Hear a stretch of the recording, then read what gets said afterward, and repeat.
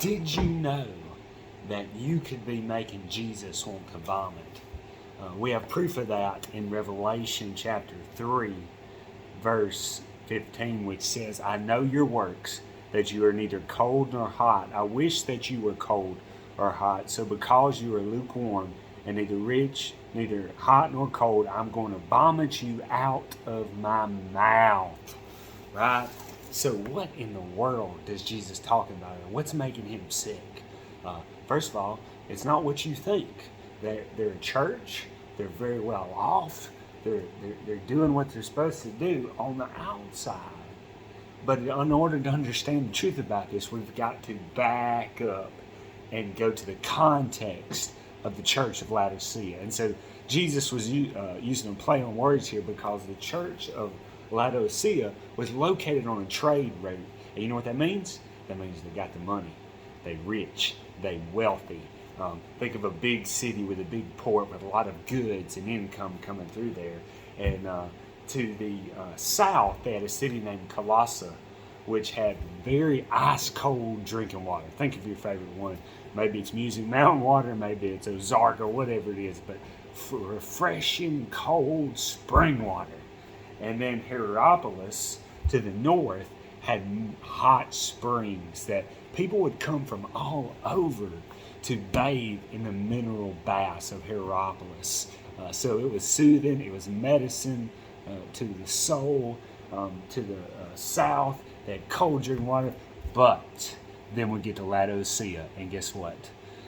Archaeologists have discovered aqueducts that brought the water from Hierapolis and Colossae to the city of Laodicea. And so as you can imagine, that cold drinking water, as it makes the journey and gets to Laodicea, guess what?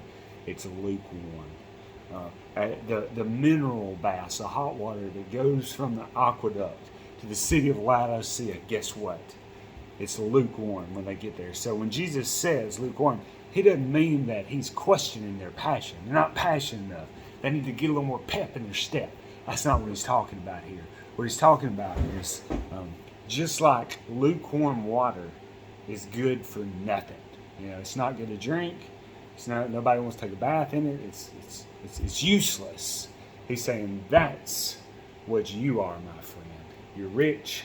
You're well off. You got a lot of money, but you are useless to the world. Think of the verse in Matthew where it says, what good is salt if it's lost its flavor, right? So what Jesus is saying here is that I saved you to be me in the world, and here you are like a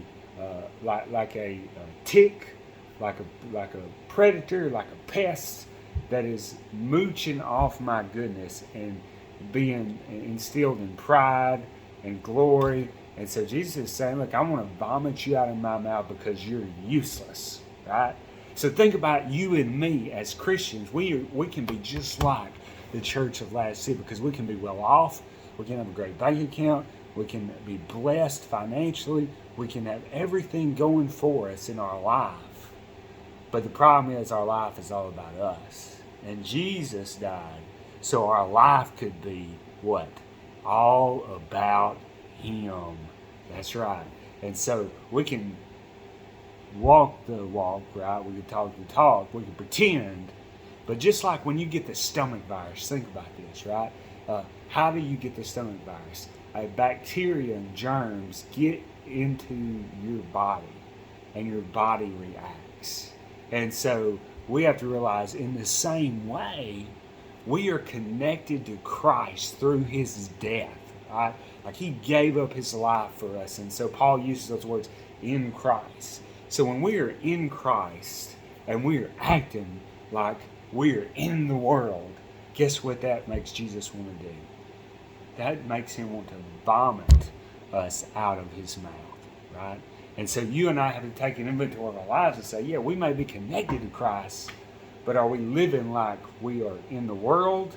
Are we living like we're in Christ? Are we helpful to someone? Are we changing people's lives? And so we see that they had the aqueduct that brought the water to them, right? And so for some of us as Christians, Jesus may want us to vomit us out of His mouth, because we're counting on other people. We're counting on other people's spiritual work to get us through our own spiritual life. We haven't done the work, and we are mooching off the hard work that they have done to be in the presence of God. So if you've enjoyed this, and thank you and have a good day.